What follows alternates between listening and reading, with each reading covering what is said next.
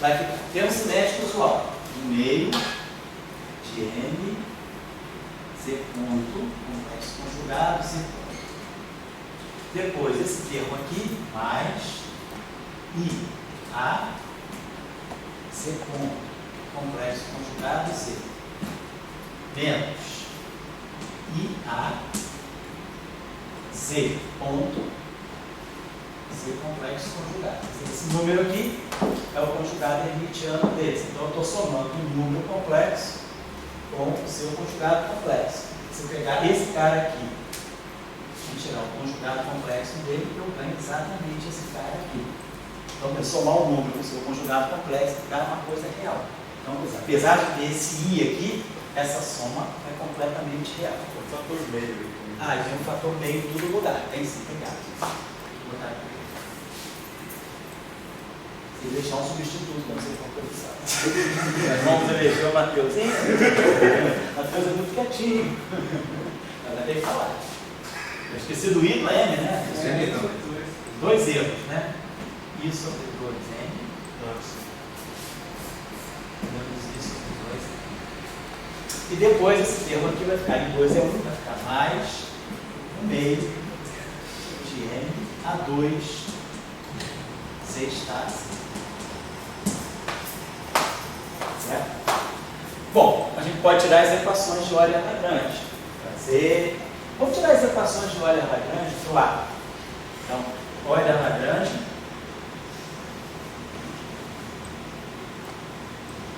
Se eu tirar a equação de Euler-Lagrange para Z, é simples. É só fazer a variação, aí faz a integração por parte, vai ficar um meio de M, vai ficar N, vai ficar um meio de M, aliás, aqui não é uma força, um meio de M, vai ficar um meio de M, dois pontos. Então, só tirar a equação de Euler-Lagrange, que faz tudo. Agora vamos tirar a equação de Euler-Lagrange para A. Então é só fazer o princípio variacional em relação a A, variar em relação a A. Aqui não tem. Então aqui vai ficar I sobre 2 M delta A. Z ponto estar, Z estar, Z. Depois aqui, menos I sobre 2 M delta A. Z ponto, Z estar. E depois o 2 vai cancelar com 2, vai ficar M A delta A ponto de Z ao quadrado. Então essa é a equação de Euler-Lagrange para A.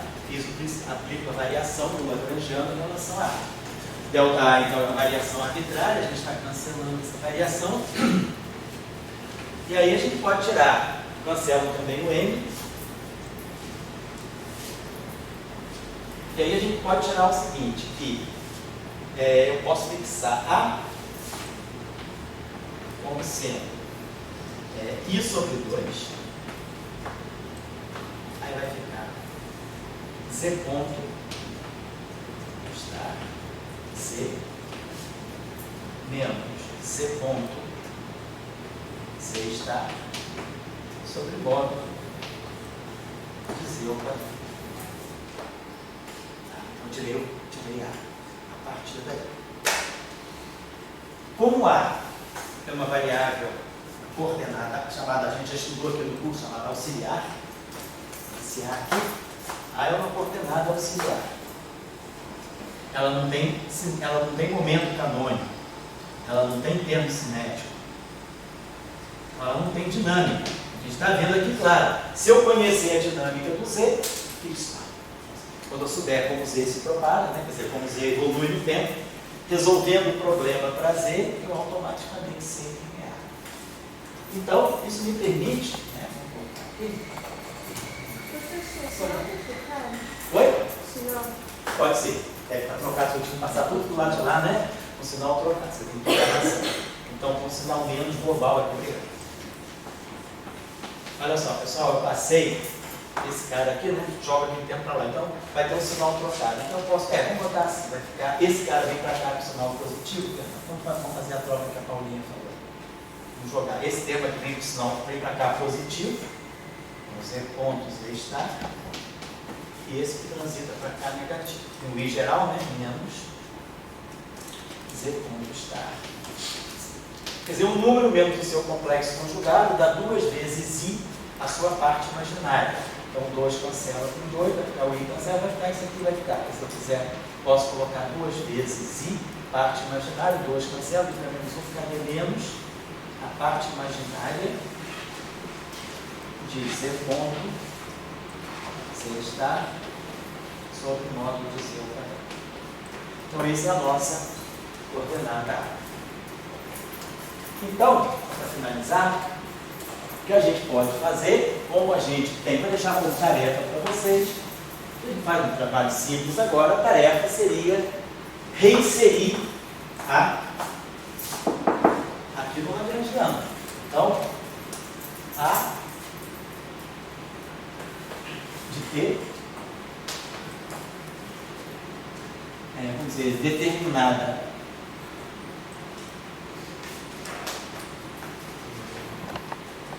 em termos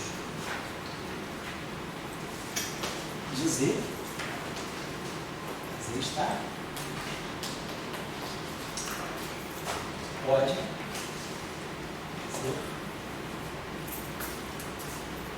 inserida em M-til, que é o nosso lagrangiano local, o que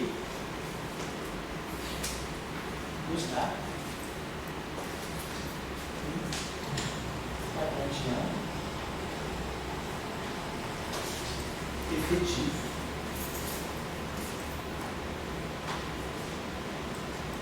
escrito, formulado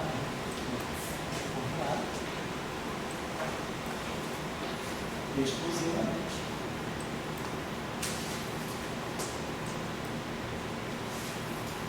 em termos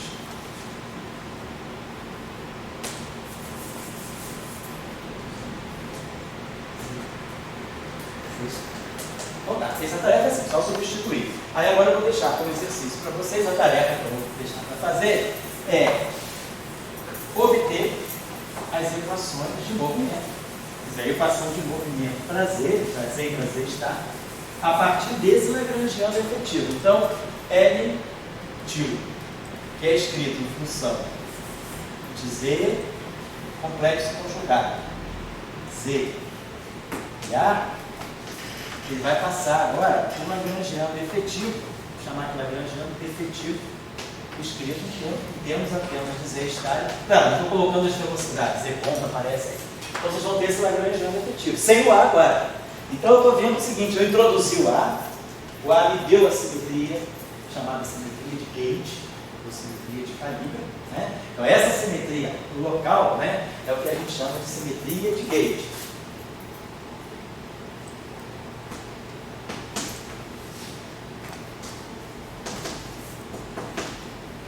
Ou simetria de calibre, né?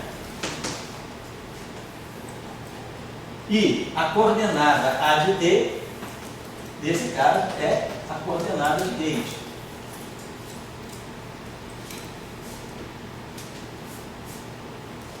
Ou a chamada, no caso da teoria de campos, vai ser chamada campo de gauge. Aqui é uma coordenada.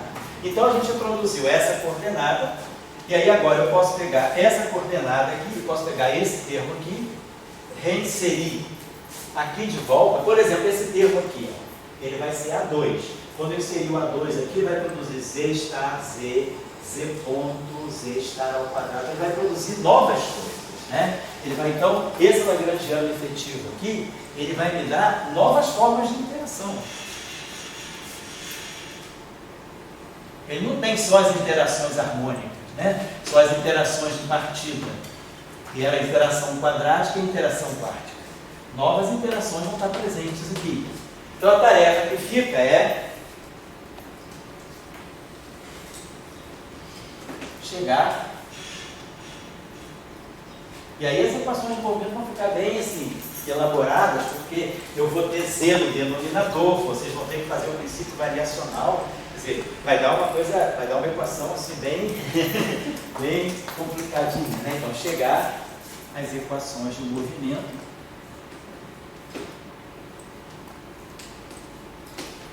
para Z estar. Então, estou dando esse exemplo. Nas teorias de Bayes, quando a gente for estudar, a teoria de Young-Mills, por exemplo, quando a gente for estudar, nós vamos introduzir novas interações, completamente novas, em relação ao padrão usual das teorias de campo, e que vão ter consequências muito importantes, e consequências fenomenológicas que a gente não compreende bem até hoje, como, por exemplo, a situação de que se os instantes da QCD podem ser a fonte do momento de polo elétrico do nêutron, se os instantes da QCD podem ser, vamos dizer assim, estado de vácuo da própria QCD. Então, a própria teoria de Young-Mills, o fato de você fazer uma simetria global, ficar local, você mexe drasticamente com as interações. O que a gente está mostrando aqui. O que eu quero mostrar com esse exemplo, né, não é para ninguém ensinar isso em Física 2, mas é para mostrar que, um exemplo muito simples, a gente já vê todo o papel importante das simetrias locais. A gente começa com um problema que tem simetria global, a todo custo faz a simetria ficar local, introduzindo coisas novas, e aí esse tempo novo mexeu drasticamente com a física do problema. Depois nós vamos ver, num caso menos trivial como esse, que aí a gente pode também dar um termo. Vocês poderiam dizer, por que eu não coloquei um termo cinético para essa coordenada A? Sei lá, eu daria um termo assim, o meio de alfa a ponto. Poderia colocar isso, esse termo cinético no grande termo de velocidade. Eu introduzi uma nova coordenada, estou introduzindo a velocidade dele, estou colocando um termo cinético para ele. Só que, se eu fizer uma transformação de simetria, aquela transformação que eu apaguei aqui, quem é a transformação de gauge desse termo? Duas vezes, vai cancelar o 2, vai ser alfa a ponto, delta a ponto. Só que, quando a gente variar, quem é o delta A? Delta A nós vimos, é o delta ponto. Então, delta A 2 pontos, delta ponto, é o delta 2 pontos. Então, a variação de gauge desse termo, né, é algo que não é zero. Então, esse termo quebra a simetria de gauge. Então, se eu introduzir essa coordenada nova e quiser forçar ela a se propagar, eu boto um termo cinético, mas eu quebro a simetria de gauge. Aí a gente fica na dúvida. O que eu quero? Eu quero manter a simetria ou eu quero que essa coordenada tenha dinâmica? O que é mais importante para mim? Eu acho que a luta toda é para manter a simetria. Então a gente opta por não colocar esse termo, porque para nós todo o esforço foi chegar na simetria. Por isso que a gente introduziu a coordenada, para manter a simetria local.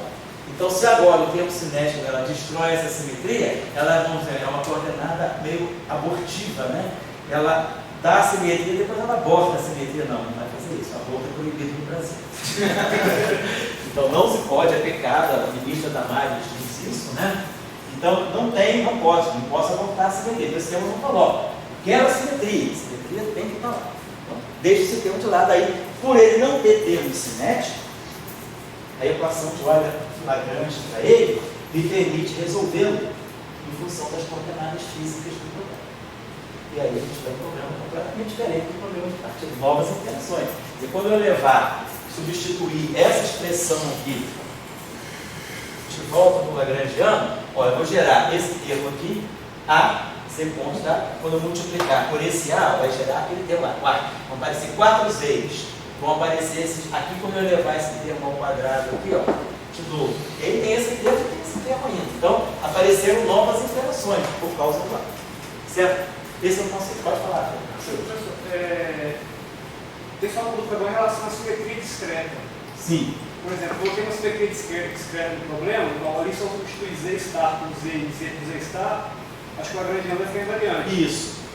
Isso não indica uma grandeza conservada também? Ou... Não, simetria discreta não dá teorema de Leibniz, só simetrias contínuas.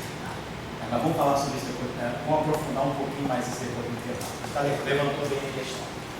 Dória, você falou que tinha que deixar uma coisa para depois do intervalo, mas era mais ou menos isso que você estava falando? Digamos, e essa parte do cinética do ar, não tem uma maneira de compensar Ah, vamos falar sobre isso então. Depois do intervalo a gente vai falar um pouco sobre isso, e aí eu vou introduzir o caso não abeliano. Aí nós vamos pegar um oscilador de Young-Lewis, o que seria. Então, isso assim, são coisas simples, né? Mas a gente vê que não precisa esperar lá no mestrado para aprender Young-Lewis. Você pode ensinar lá para o molequinho da IC, né? O molequinho lá da Física 2, Física 3, quando ele aprende álgebra linear, ele aprende matriz, né? Então a gente pode ensinar matriz, álgebra linear e fazer um probleminha de Young-Lewis, né? Lá embaixo, né? Tipo assim, American Journal of Physics, esse tipo de probleminha assim, vai ensinar a física mais avançada através de um problema simples, né? Então a gente faz isso na próxima. Vamos fechar, na próxima aula, fechar. 6 quilos.